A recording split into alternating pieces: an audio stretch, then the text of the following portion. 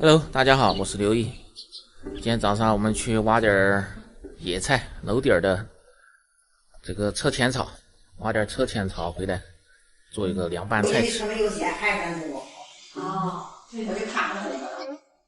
车前草这样凉拌做蒜香味的，吃着也挺不错。你们喜欢怎么吃？这是鱼签儿，鱼签儿也出来了底儿。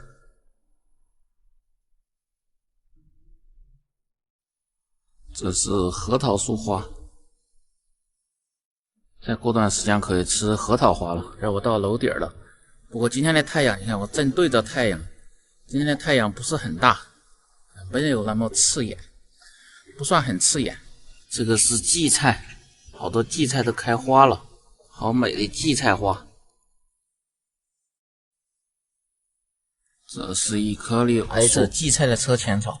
车前草的话，吃法有很多，凉拌也好，做汤也好，做馅儿也好，其实车前草的吃法蛮多的，就是看你个人喜欢怎么吃。好的，阳光之下开始挖这个车前子。哎呦，车前子看到啊，特别的嫩，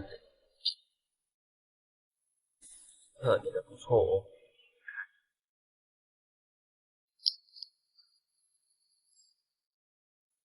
这么一下我们就挖了可以拌一份的。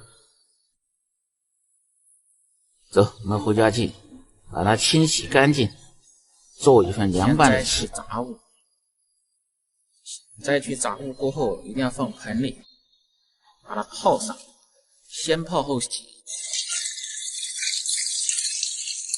清洗干净就可以焯水。清洗干净了，可以开始放入色拉油和盐，水开下入车前草。车前草比较嫩，开锅就可以了。好，关火，捞出，放入凉水中过凉，倒出控水，做蒜末。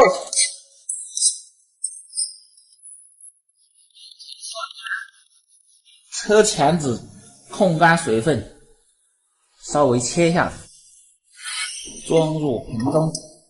车前草、蒜末，放入盐、鸡精、味精，少许的白糖、生抽、陈醋、香油、花椒油，放入提鲜的蚝油，放入葱油，少许的辣椒油，喜欢吃辣的可以多放点胡辣油，料汁搅拌均匀，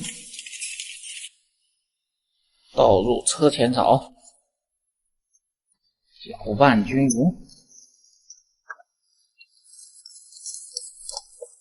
这是蒜香味浓的凉拌车前草就做好了。